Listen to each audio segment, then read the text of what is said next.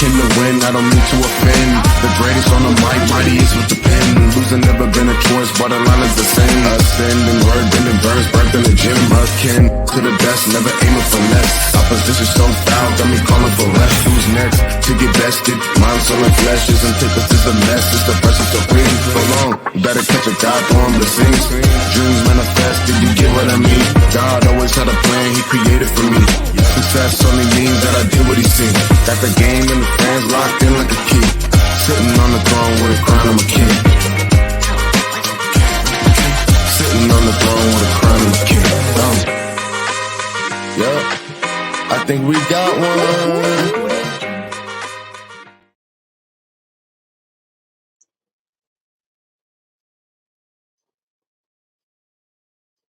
Are you on mute? Ah, man, I messed it up there. How y'all doing? I got in my little thing, you know what I'm saying? I was saying how everybody doing, how you're doing, how your mama doing, how your mama's doing. You know what? Out of what is this? Technically, it's our second show of the second season, but it would technically be our 14th show. 14th show, and still making mistakes on the intro. I was just gonna say you hadn't made a mistake in a long time. So yeah, but to my credit or befuddledness, we are playing the intro piece on the front, which is a little different to figure out how to get in and get out of this thing and saves the one stuff. Oh, you know what? I was supposed to put that one piece on the end, but we'll fix that for next time. So those of you who've been following us along with these 14 episode journey, we're gonna get it right. You know what I'm saying? We can't get to 1 billion until you get to 1, 2, or 14. So but hey, that leads into the forgiveness, right? Got to forgive myself for blowing it like this on the intro. So, I think some people might even be looking for fun and see, you know what? We're gonna watch today and see if this Yo-Yo messes up again, and then we're gonna laugh. So it'll be a great discussion point. We're human. Yeah, it happens. It happens. So forgiveness, Shell. What do you think about that? Those of you who've been watching this series. Yeah. I'm going through it for the first time. Y'all going through it for the first time. So, Shell, I know you got this beautiful write-up. You know what you're doing. I'm still waiting for the book to come out on just these topics right here. Whew. Well, yeah. I'm going through it again with y'all because I had to go through this first. And, it was a trip. We started off with... last week, we did forgiveness, step number 1, which is admitting that there is something to be forgiven. And so I'm going to do a brief recap of all 5 steps, and then we'll jump into step number 2. Step number 2, which we'll be talking about today, but not just yet, is name it to take away its power. So once we admit that there's something to be forgiven, we need to call it out. What is it? We use words like, I feel disrespected, I'm this, I'm that, but what's at the root of that? So if we can name it, we can deal with that particular thing instead of trying to ignore it or pretty it up. Step 3, of course, is forgive yourself by acknowledging your part. This gets really intricate because a lot of times when we start thinking about our part, when we've been the one that's been offended or we've been the one that's been hurt, sometimes people go, well, I didn't do anything. And it's like, well, yeah, you might not have done anything to deserve what you received. However, what did you do about it? What was it that allowed it to happen in terms of your fingerprints maybe staying too long, maybe not forgiving as quickly, so on and so forth. So I don't want to get too deep. Step number 4 is, of course, forgiving your offender. And then step 5 is letting it go so you can live. Getting off that X or getting on the X of forgiveness is where we're at, and naming that X is the power that we have so it doesn't control us. Yeah. And Craig, I'm going to let you start because this is an interesting part of the process. Ooh, so naming it, can it be a person or is it just a noun? A person, place, a thing? I mean, obviously it can be a person. Yeah. I mean, when you admit that there's something to be forgiven, then there's a person that we may have to deal with for that particular thing that happened. So I'll give you credit for that.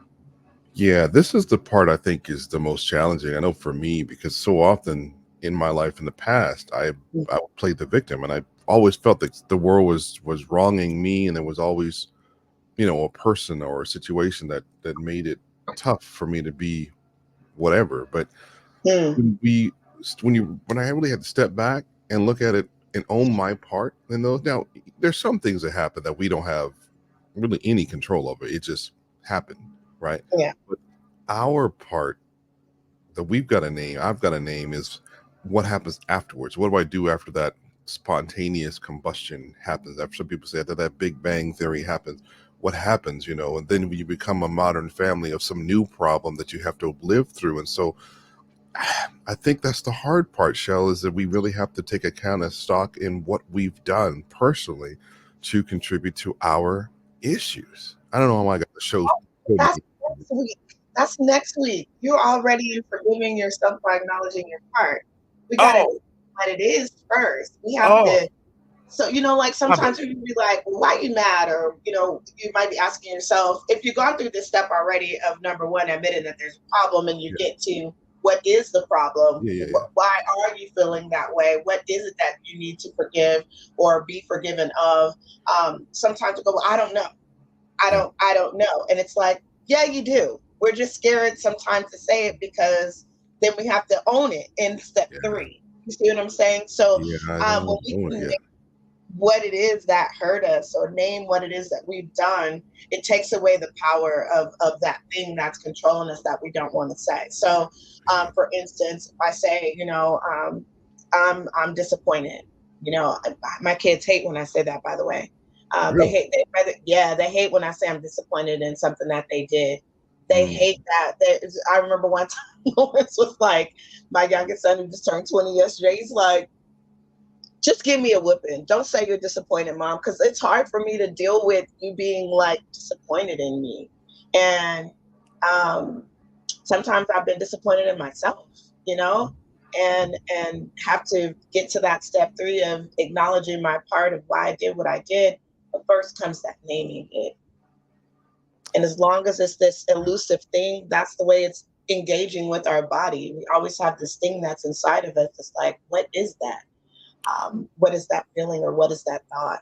So in that mindset, then mine would it. So I should say this: would mine be the feeling overlooked? So when I feel Mhm. like people overlooking me or second guessing me, not second guessing is fine, I think, because everybody doesn't know you. They will, and what you're capable of, and if you don't have any track record with them, so a second guess is easy. But I really don't like when people overlook me and just don't even think that I could do anything. Uh, Mhm. that really pisses me off, like to beyond no end. Because it's like, if you don't if you don't think I can do it, then don't bring me the issue to go do. Especially in business, Yeah. if I'm doing graphics for someone or search for someone or design or whatever I'm doing, apparel, or if I'm doing promotionary items, it's what I do. Now, some folks aren't any good at their job. I don't know how they got them. I don't know why they opened the business, because they don't know what in the heck they're doing anyway. But I'm Mm. not that guy. And if I'm, Mhm. and people don't always know that, I guess, but I really get pissed when a person just, especially if we're in the middle of a project. Okay. Yeah, that's a little different because you've trusted me to bring this contract to Right.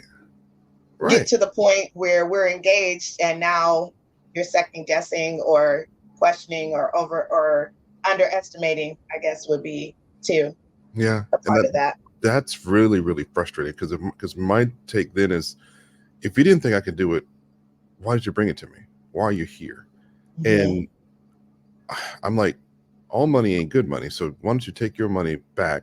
And I've come so close to a couple times, a couple clients said, look, tell you what, I'll refund your money, and then you can go take it to somebody else and get it done, because I don't think I needed the headache, because it was Yeah. really much a hassle.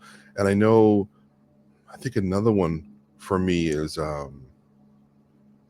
when my kids don't listen, or people just don't listen to Mm. what we're doing. Because Mhm. unfortunately or unfortunately, I've done customer service for, oh my gosh, a long time, probably almost all of my professional career. And it Mhm. helps into my business life, because you got to be able to provide that high quality customer service to people.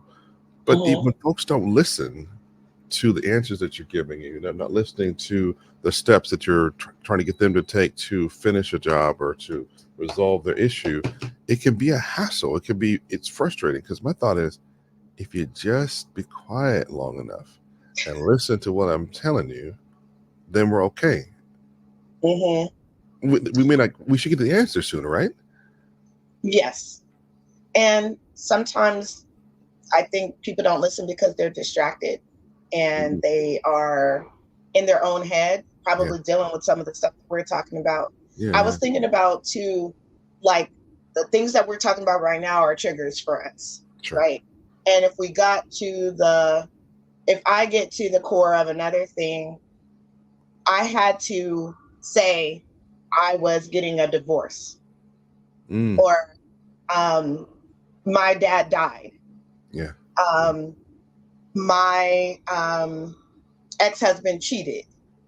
like those things too, naming those specific things. Yeah. Sometimes in the moment when we're dealing with it, we're not able to always articulate what it is, so we kind of make it pretty. Oh well, we're separated right now. No, we're divorced. Like, oh no, there was this entanglement. No, you cheated. I remember when my dad died, my mom, she couldn't say that he died. She would say, oh honey's gone. Mm. um, or he's no longer with us. And it's like, no, you're trying to make it something that it isn't Yeah. by not naming what it is, Yeah. right? She's going to be mad at me when she hears this episode too. When she gets overwhelmed, she doesn't say, I'm overwhelmed. Yeah. Even if that's the feeling that she has, she Yeah. says, I don't like the O word. And I'm like, if we don't name what it is, we cannot deal with it. Yeah. We're dealing with the symptom of it. We're dealing with the overlooked or the dismissed or whatever. But and maybe that may be the core for you, Craigie. But some of us are not naming what is going on that we need to deal with in order to move on. But let me ask you this though: it's I think it's safe to say, right, that some of us may have this. I don't even know if people know if it's a symptom. They have a feeling right in their gut, and Yep. they know that something happens and repeats Mm-hmm. itself, and they're frustrated. But do they really always know what in the world is going on? What it is? Because for me, I didn't get the fact that I was mad because people overlooked me until we really started doing really the forgiveness side. And I think we may have even in doing one of our Thanksgiving or even the Christmas episode when Mm-hmm. when it really kind of came to the top and go, that's what name I should put on these feelings, because I think it takes putting in the work. I think it takes watching Yes. podcasts and shows like this. Well, I'm sorry, jumped you from sorry. But I guess for those who don't know, I mean, you really have to put in the work, right? Yeah. Yeah. Yeah. I love that that's what came out of your mouth. And like, you're like, but I know that it's in there. And so Yeah. a lot of times when I'm saying, when I believe that everything we have is already inside of us. I think that we have to call it out, and we don't spend time with ourselves to sit long enough to get to that place that you're talking about where I've been feeling this, I've been feeling that. Okay, I'm frustrated. I'm this, I'm that. Yeah. What is at the core of that? Yeah. Until you sat with it or until we started talking about it and you realize, okay, there is something underneath there, because if it's happening and I'm recognizing when it's happening, that's like admitting that there's something to be forgiven. Sure. That's admitting that there's a problem when you can Sure. recognize this thing keeps happening. But what is it? That's the next, that's where we're at. Sitting with yourself or paying close enough attention to be present and in the moment with yourself to recognize that feeling is there again. Okay, I'm triggered, I'm bubbling up, something's happening.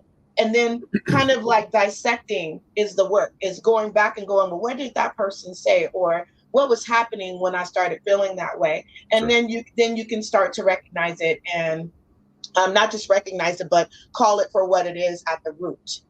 I tell you what. And sometimes we don't get to the root immediately. So what we're talking about here today is almost like we've already done some work to understand. But the work that we've done didn't just happen overnight. I didn't just wake up and go, oh, I need to name it to take away its power. No, there was a series of things that happened and years of feeling a certain way Yeah. before I identified it. For some things, it took months. For some things, once I got into the rhythm of being in tune, now I know what a feeling is. I can, say what I'm thinking if I just take a moment and go, okay, I'm feeling this. And we do that a lot in our conversation, Craig. You and I, when we're preparing for these shows, we're like, okay, there's something there. Okay.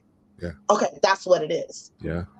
Yeah. But it's tough. I know in my house, when my boys don't do their chores, specifically the dishes mostly, I am like sometimes a raging lunatic because Mm, I haven't been the biggest dishwasher or house cleaning person, but okay.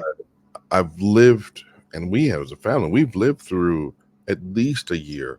We lived in some of the toughest filth I think I've ever seen in my life, and I don't want to see that again. But it was a Mm, dark time. We had moved lost the house and left, and we were living in a space that we hated, and it was just, you know, it was our first move out of the house since their mom was gone. It was a lot of stuff coming to a head, and it was a lot of just anger and frustration. And I know the boys were mad at me for moving them, and they were mad at me for forcing those who hadn't had to share a room to share a room. And there was a lot of that hate and discontent to go around. yeah. And I don't want to. I used that year. Well, probably too soon, but that year is a motivational spot for me. Mm-hmm, when mm-hmm. when things come up again, I go, look, that's a problem. We should never be on step 2 all the time for the rest of our life. We should already know the things, at least in this squad, for some of the stuff in the past and stuff moving forward that are probably tricky. But like you said, if everything's already inside, is it fair to say that some of the stuff that trigger us are also already in there? Yeah. And so but those are the things you have to recognize. Have you ever um, dealt dealt with or engaged with someone that it's like they go 0 to 100 Yeah. all the time? There's no temperance. There's no middle ground. It's not Yeah. like this gradual thing. Yeah. Um, I really want to give an example, but I don't want to give that example. Um, yeah. Yeah. So person goes 0 to 100, and you're like, what was that? Why are you doing that? And in the moment, it's like whatever you say is a trigger for them. Even if you say, well, what's wrong or what happened, it doesn't matter, because that anger is in there. Yeah. I could talk about bitterness too. I always said when I was going through my divorces, I didn't, particularly my first marriage, because the circumstances were so different. And there was a real relationship there. Yeah. So losing that relationship was more like not just losing that one, but losing my whole life, that I had built, that we had built for, 10 years or so. Yeah. So it was like I was losing a lot. And I remember saying, I don't want to be bitter. I Mm. don't want to be bitter. And I don't know that I ever was bitter, but my perception of bitter were the people that were around me. And Mm. I was like, I don't want to be in my 20s and look like I'm 40, Yeah. or look like I'm 50, Yeah.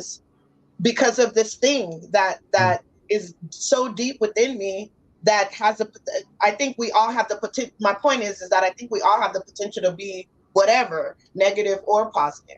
Yeah. It's all in us. And so when I say call it out, we're choosing which one we want to feed, which one we want to be. And when you practice that particular thing, whether it's the bitterness or the joy, that's who you're becoming, Yeah. because it's all of it is in us, all of it. It's So tough, though. that's the importance of being able to pick what you want, choose who you want to be. Yeah, but as a society, I can't even say as a culture, right? Mhm. But as a society, as a world, as a whole, again, I haven't been around the world, and but I don't know of any, I don't know, and I you know what I'm don't know saying? why. I Hmm. don't know of any cultural groups that actually teach and train the fact that when you feel a certain way, call it and do work to dig that out. And I know in our Western culture, we are taught to suck it up, buttercup. and you push all that stuff down. None of that matters. Tighten the belt a little tighter. Someone grab your bootstrap, whether you do it yourself or whatever, and keep walking. This, you know, dealing with the pain can happen later after we get done. And I was Yeah. like, oh, fuck! I was just watching. I'm a big police show fan, so I was watching an old rerun of Chicago PD. Oh, one of my faves. I didn't know Yeah. you was on that, Cuzzo. Oh yeah. In fact, I've actually Oh, seen. I think they're from all their seasons 3 times to current, yes. and I'm on my at least my third or fourth right now.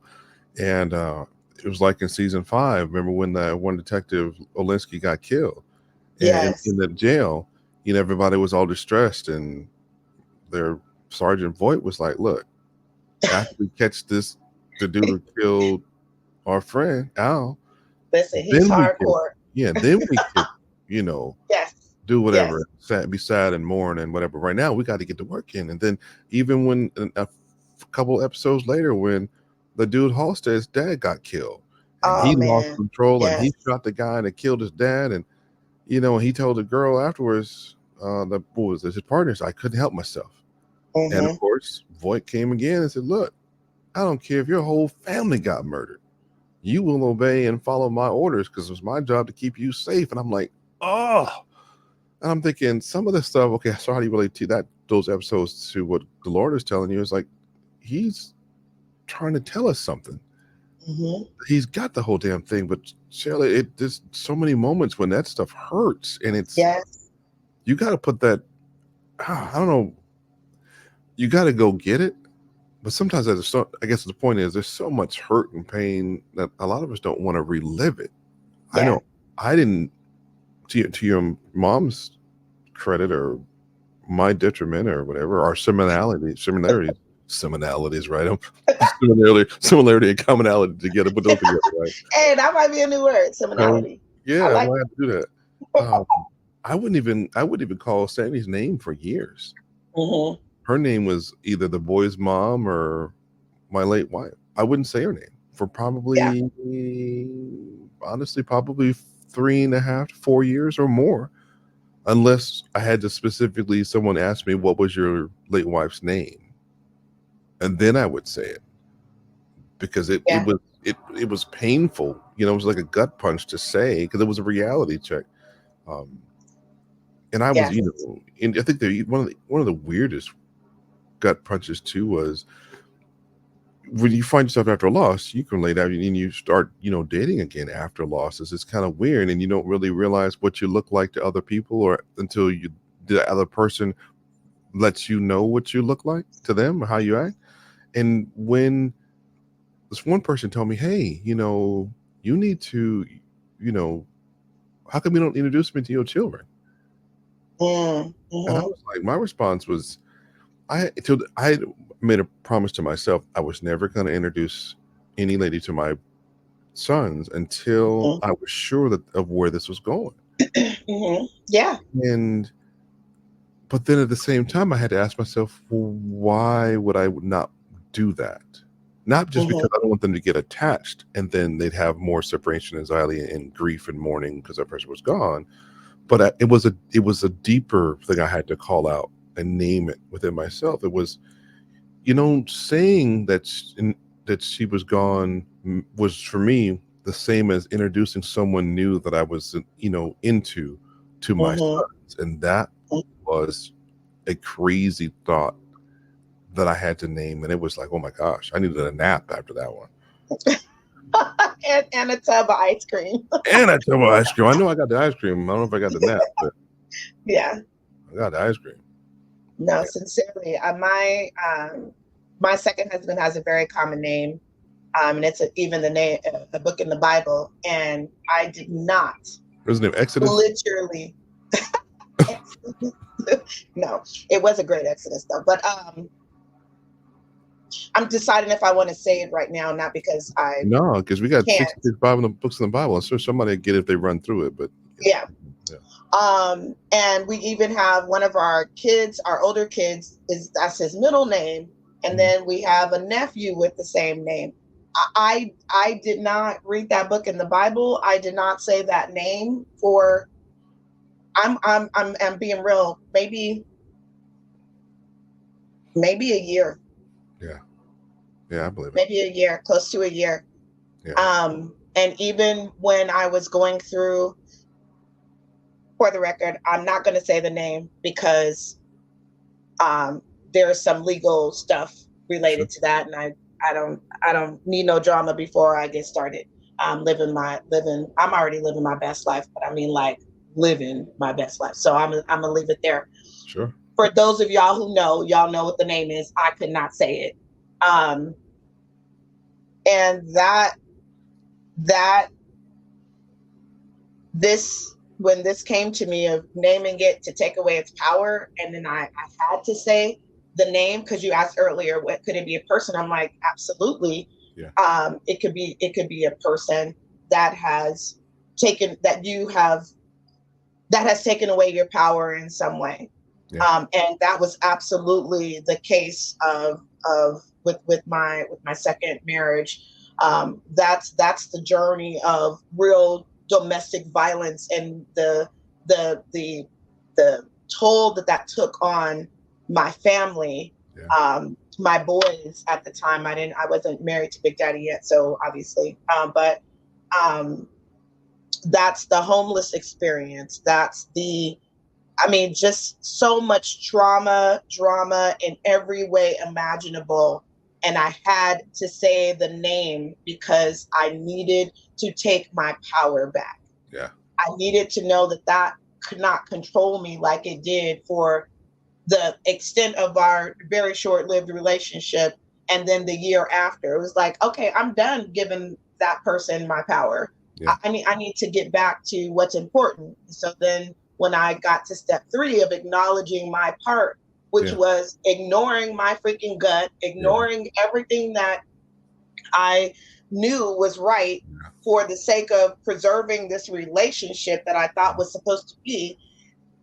I mean, literally, I could feel the healing when I acknowledged my part. So I'm I'm I'm anxiously awaiting step 3 when we talk about that, because there is such richness in getting reacquainted with self.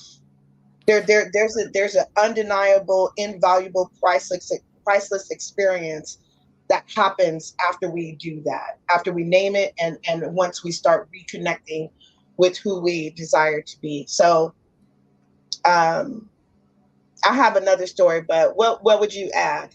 Well, I would Uh, add, because thing. we talked about it being the thing being a person, a place, or a thing. A place for me Mhm. was where we used to live in Temecula and the whole Temecula, Menifee, Inland Empire area. I I have come to despise that place Yeah, that's because, Riverside for me for other yeah, reasons. and there's no disrespect to the people that are there, Yeah. the churches we've attended there, the place we've worked at. I mean, there's no disrespect, but I just remember, I think what tipped me over about not liking that place. I thought it was just, just because Sandy had died and our family was kind of, taken over and at that place, right? But when we moved down here to Carlsbad, Hmm. the boys, two of the boys see the same allergist, and so when we went to see the allergist before we left the Temecula to come here, the lady says, "Oh yeah, when you leave from here, your boys will have a much better time. Their allergies are going to be so much better because Hmm. this place is really killing killing people who are allergic to what's here." And I was like, Mm. it made me frustrated because I was like, man, we were going to pitch camp and live here forever, but if a place where you're living is Mm. really Hmm. killing you, even before it, a part of something from you died, there's something that we never thought about moving for Ryan's better health, Yeah. and for Jackson's better health. We just thought, oh, we're just going to live here, we're going to deal with it because this is just a part of it. It had accepted that thing. But So, but when you accepted it, you didn't know that it was literally killing him. This was after you decided to move that you learned that environment was actually unhealthy, but you didn't. well, no, what we knew because he had it in all the boys' kids, they've all had allergy tests. Yeah. And Okay. Ryan's allergy list of allergens, I should say, his list of allergens, Hmm. it reads like an Encyclopedia Britannica, volumes 1 through 12. You know Hmm. what I'm saying? So everything that's growing and living in that area, I mean, it's so bad that when the normal airborne allergens kind of would die down in the winter, Mm-hmm. There's some other allergen that picks up in the wintertime that causes lesions in his eyeballs or hives in his eyeballs to come, and make Mm-hmm. his eyes irritated. And I'm Yeah. thinking, the boy don't ever get a break. Yeah. But we hadn't put in the work to really decide what was in Mm. the best interest of our family that was hurting. We Yes. were just existing. So in that place now that I know, that place is weird for me. I can go back now without Mm-hmm. fear, because that place was always, even after Sandy died, it was the people that knew us then. I had Mm-hmm. lost my first name to them. Yes. I was Sandy's husband. I was no Mm-hmm. longer Craig. Yeah. And naming that feeling, that sucked. Mm-hmm. Mm-hmm. I wanted to be who I was, but I was still both people. Yes. But I didn't want to always be that guy. Yes. That Mm-hmm. makes sense. I can empathize with that. Yeah. Yeah. You were talking about the kids and going back to the culture and society not teaching, Yeah. this way Yeah. early. Reminded me of the story. And I forgive me, viewers, if you heard this story already. I think I shared it with you, Craigie, when we were prepping for a show.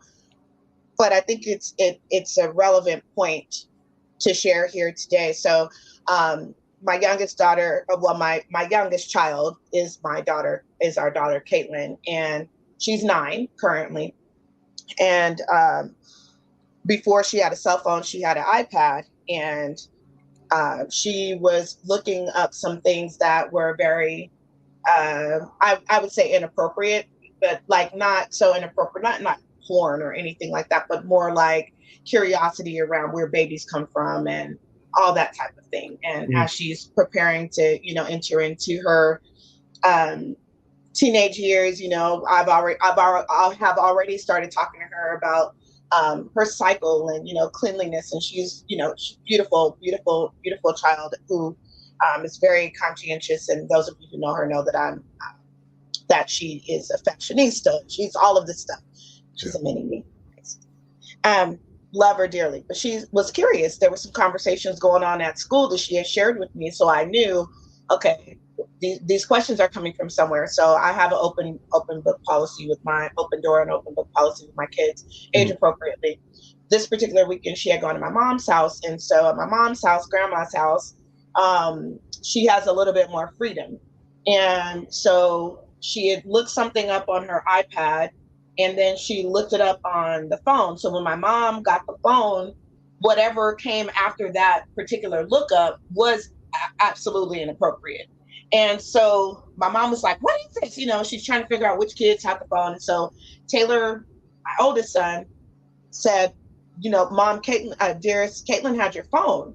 And he's like, "I'm going to talk to mom about this because this is like the second time. The first time it came up on her phone, I told mom to put the parental things, on the iPad, told mom to put the parental things on there. I think she did. So now she's trying to find it over here." Sure. So long story short, Caitlin, I brought it up to Caitlin. We were in the car together. And I said, "Hey, Taylor told me what happened this weekend." And she's like, "What?" And I was like, "About, you looking up the thing on the phone or on Darius's phone." And she's like, "Oh, I didn't do that. It came up on there."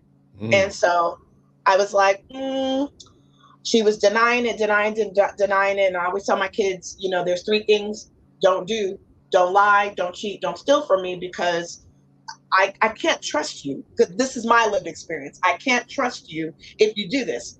Long story short, or as my husband would say, short story long, I told her, I said, "Well, I'm going to call Taylor." I said, I don't doubt that something could come up on your phone, but what he shared with me sounds like you were typing something in specifically, and there's no way that specific phrase would just pop up on your phone." So I called Taylor, get him on the phone, and he's like, "Caitlin, no, you did this, da da da da." So next thing I know, she's crying. Yeah. And I was like, "Why are you crying?" She's like, "I don't know." And I was like, "We're not going to do this." So now I'm talking about naming it.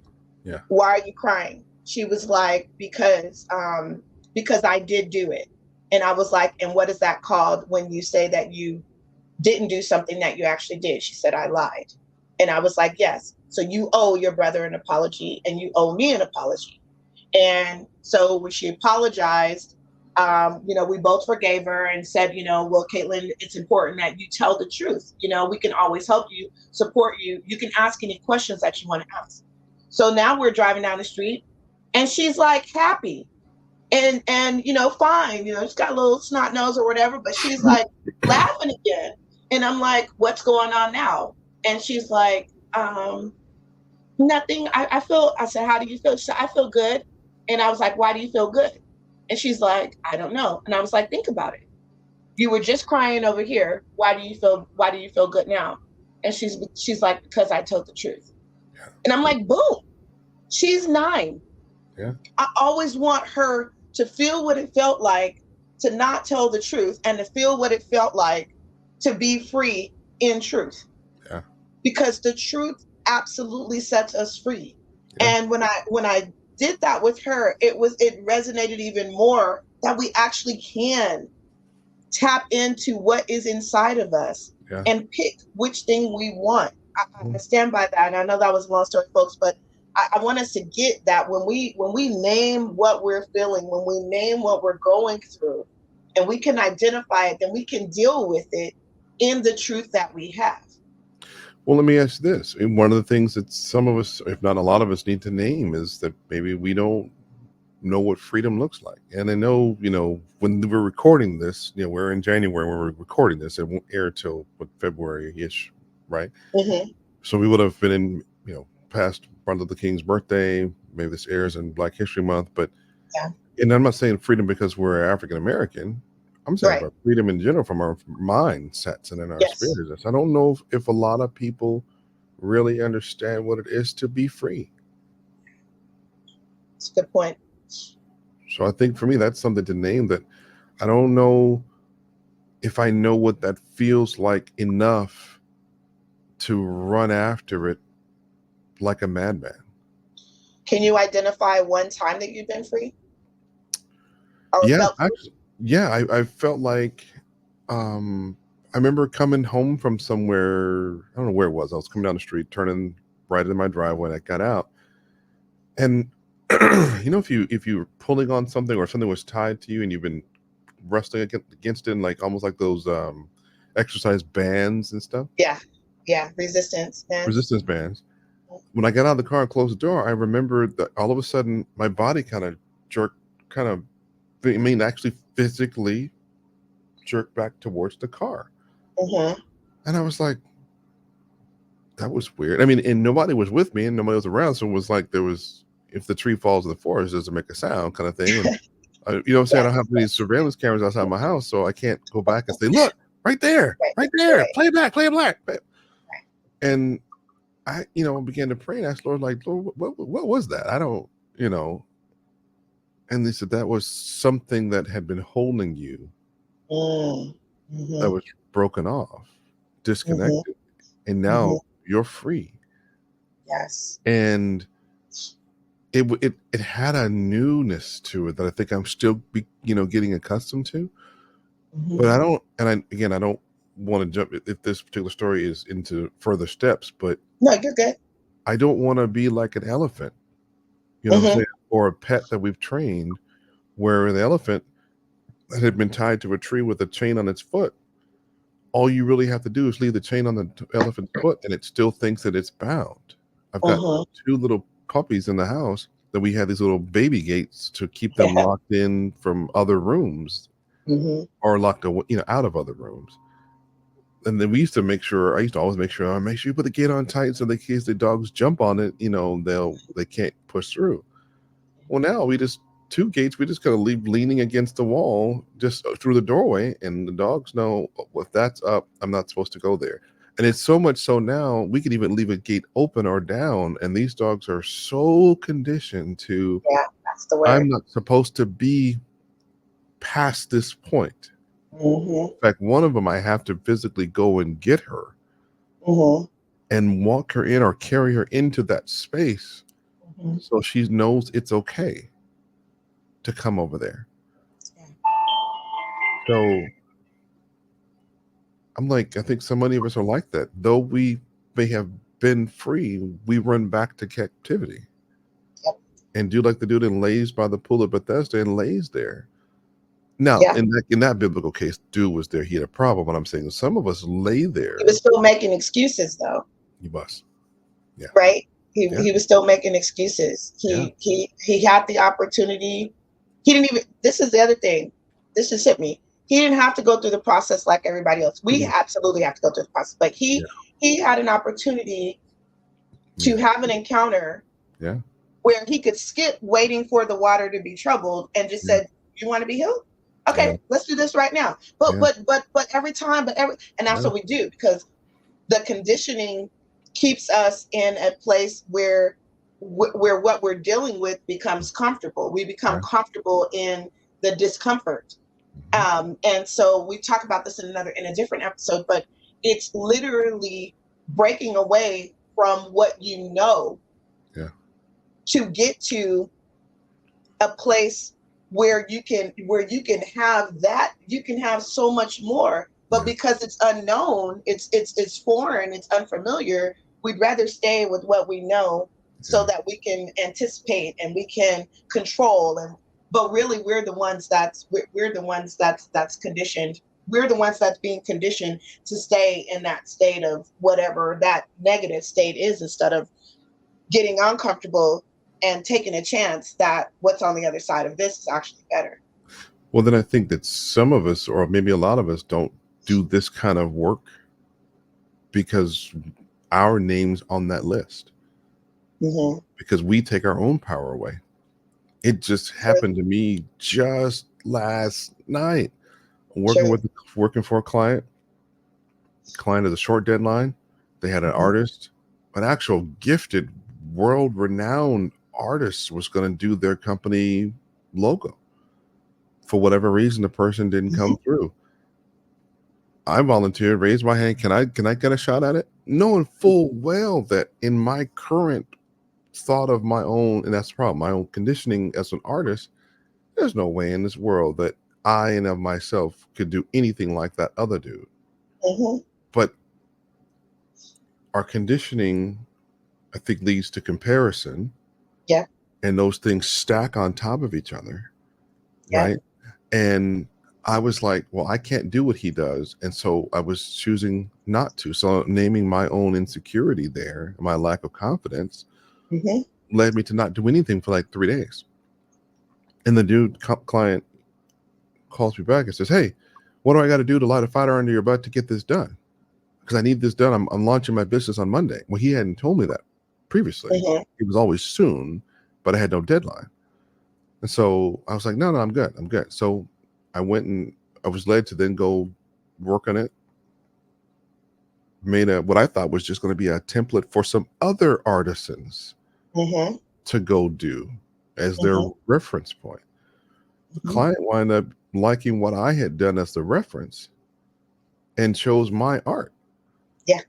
And even so much so where I gave the final graphics to him per their, made all the changes that they wanted.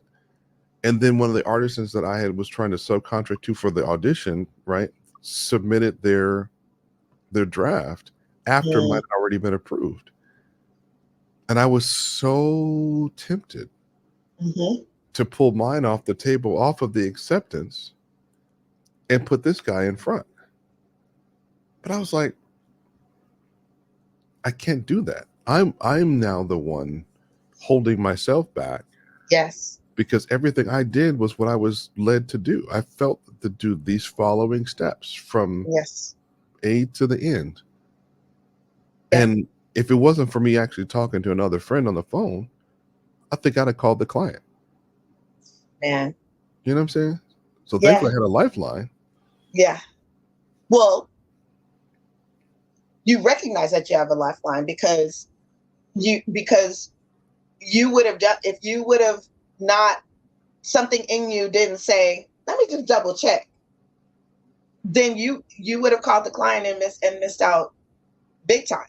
Yeah. even bigger. And you would have confirmed your own demise, if you will, or your own disbelief. Yeah. Which is like we talked about self-sabotage too Yeah. before. That's what you were doing. Yeah. I'm not good enough. This is not going to work. So let me just go ahead and put myself out. I did that one time. No, I did that twice. One time I was in high school, and it was a like ASB type thing, and it was between me and another person. Do you Yeah. know I voted for the other person? No. Yes, I did. I didn't know that it was between me and that person. I voted for I didn't even vote for myself. Yeah. I was like, never again. And then I did it again. My dad, he used to always be like, baby, come sing for daddy at the church. Come sing, come Yeah. sing. I was so shy, Craig. I used to be when I did sing, I would just be crying the whole tears. I would be singing, but I would just be crying, eyes closed. Now it's like, take that mic away from that girl. But I would just, and then one time he didn't ask me, and he asked one of the other girls to get up and sing.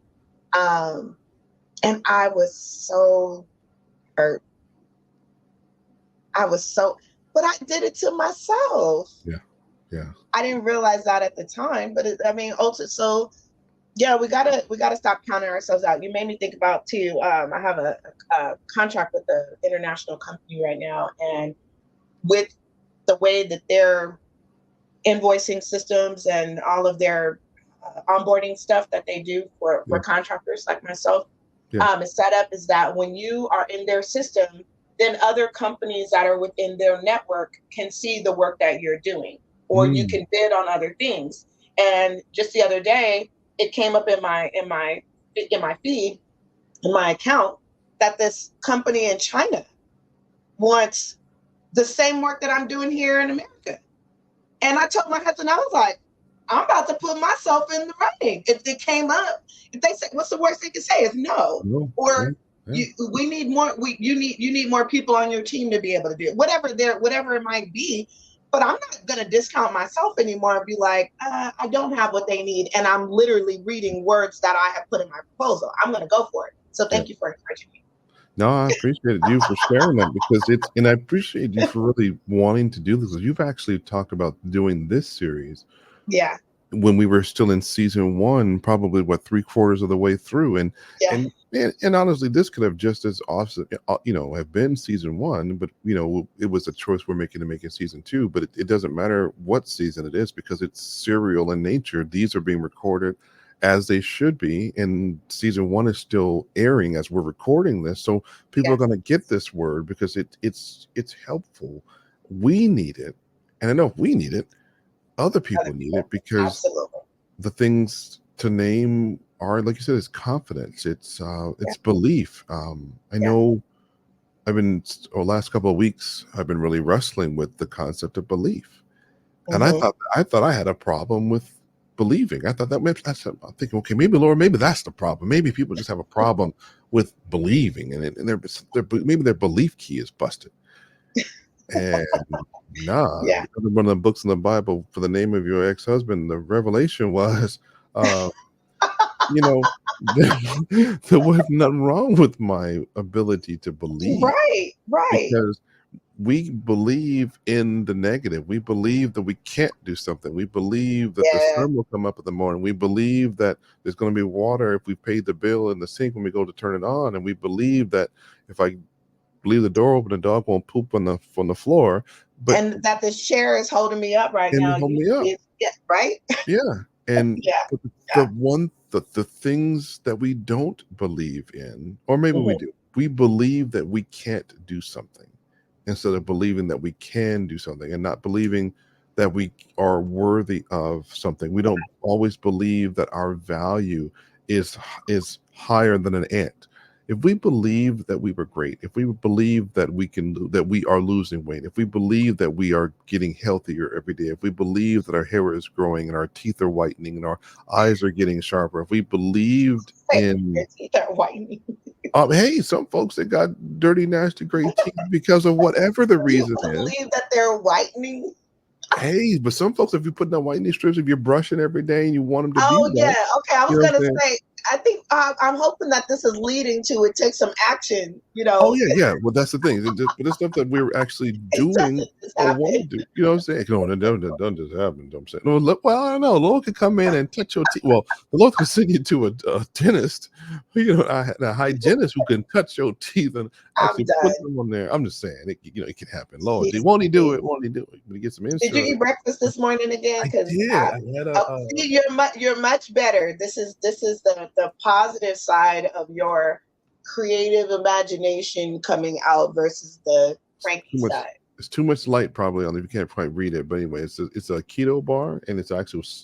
Okay, no, don't laugh at me. It is a keto bar. It only has 1 gram of sugar and 3 grams of carbs, but it is a salted caramel pecan bar, and this is Okay. a single serving. And I know camera makes things look bigger, but honestly, if you compare this to my phone size, it ain't a Oh, very big thing. You know what I'm saying? Because this is a iPhone 10, 11, and ain't no 15, y'all. So it's a 10, mm. 11 Pro Max. So it's a big phone compared to this little protein bar.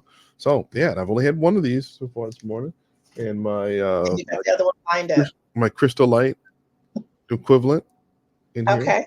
Yeah, they ain't Crystal Light.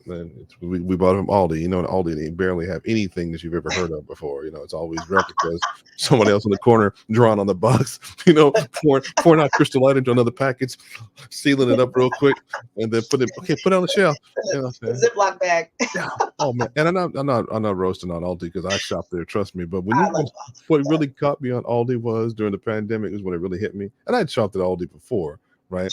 But when I got to the meat department during the pandemic, it really hit me that most of their chicken at that time didn't have a company name on it. It didn't say Zaki Farms or something on there. It was a chicken.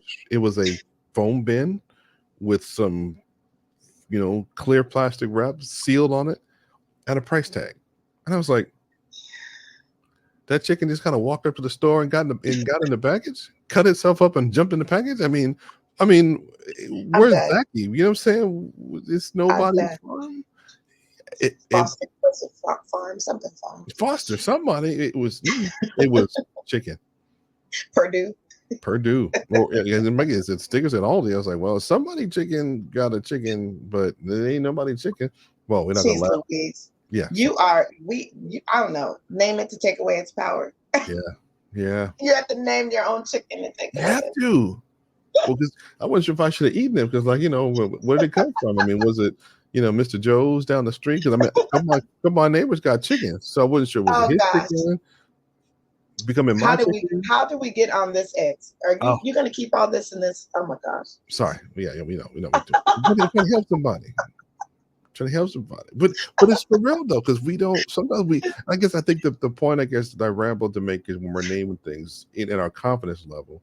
Some of us Yeah. don't believe that we actually have a name brand that's on something. Sometimes we believe we're that product with a clear wrapper with nothing but a price on it. When in Look at reality, you. our brand is just as valuable as anybody else's brand. But I Mhm. can't jump there, right? Because that's step 3. So, but if Well, I mean, go ahead. I mean, you're yeah. yeah, I just want to make We're some go. coming to the end. Yeah, I just find myself doing that so much. I Yeah. don't want to do that anymore because this is 2024, and when we're recording this is the 17th day of the year, right? Yeah. And I know it'll be later when it airs, but to me, I just keep remembering the speed of the days, Mm-hmm. getting up, Mm-hmm. dragging myself out of bed to get started on the work I love, but it's still tiring because I was up the night before late doing this, right?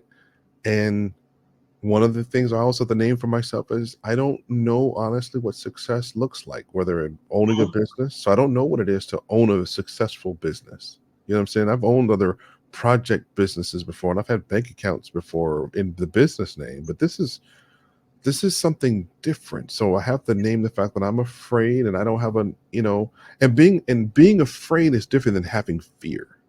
So those that don't get in the Bible real quick and say, "Oh, Lord didn't give you a spirit of fear." So yeah, I didn't say I Yeah, had fear. he didn't say he had a spirit of it. There Yeah, is, and in Yeah. our flesh, we can be fearful, and we. Yeah. So I'm like this Roman soldier, right? That met Jesus and said, "Hey, Lord, forgive my unbelief, but you need to help me with this problem." You know what I'm saying? So one thing I'm naming is that I don't have a past yet of success, that if I continue to do this for this particular business venture, this is what success looks like. To me, what has locally been successful is making enough money from the business that I can buy supplies. So those are So that's success. You have to, so you have to yeah, define what success is what right. So another thing I named for myself is not having named what success looks like for me versus it being what do you call it? Existence, or just existence, not the word I'm looking for, but thinking that I'm just coasting or just barely making it, versus those are huge promised land. Those are Red Sea parted experiences where, I got across because the army of, lack of money was chasing me, and I made it to the promised land of being able to buy supply. You know what I'm saying? And there's multiple promised lands in our life. And for me, I have to keep naming the issues that I have, and, can I get through this month? It's the 17th day of the month, and I'm already worried about next month, when naming for myself is that fear of what's next. Yeah. And I don't want to do that, Yeah. And maybe a lot of us do, especially if you're self-employed, and maybe some of the fear for even me is like, okay, I have something's wrong with my arm. I got to go see the doctor. The fear of wondering if there's something really wrong with me. And so those are things that I think a lot of us are legitimately terrified to know that do we have an illness, and then what happens? Is it going to be painful? And oh my gosh, do I have to be on medication? And will I die? And I think there's really a lot of things that some of us need to name, me included, need to really name, because until you speak it like you're teaching us and illustrating, we can never be free. You can't deal with the real thing. We're dealing with sometimes the consequences of not dealing with it. Yeah. I don't want that no more, period. I'm going to get all the way to step 5, because step 5 is what, I like step 4, which is what, forgive your offender. But you like it? Well, there was a part of it, I think, before there was like the revenge factor, because Oh yeah, because that was part of the part. Tyrone. Yeah, that was the part, so because we fully integrated right now, Tyrone and I, we same page, we right there, we won. You know what I'm saying? If you have not been watching, and we're talking about Tyrone, that is Craig's kind of like alter ego superhero-esque who fights his battles. So yeah. Go back a couple episodes, you'll hear it. Yeah, I should probably put it in social media. Tyrone's on episode blah. So. You better call him. You can't use my phone. Shoot. We have discussed quite a bit, even some things that, we don't always plan every single thing that we're going to say. So I think this show is evident of that, how our conversations just kind of morph into these things, and then we are able to bring it back. Who would have thought that Aldi Chicken would have been how we ended with naming something, and recognizing our brand and recognizing who we are is as important as the next brand name thing. We want to hear your show ideas. Make sure you reach out to us on all of our social media. This is our email account, Knight&Craig. Make sure to spell it out and AND CraigShow@gmail.com. You can follow us also on Instagram and Facebook at Knight&Craig. So we're on a journey. And next time we come together, we'll be talking about step 3, which is forgiving yourself, which is sometimes the hardest thing to do. But when we acknowledge our part in how we got here and why we're still stuck here, makes it a little bit easier. A little bit, for sure. Love you, cousin. Love you back. See y'all. See you next time.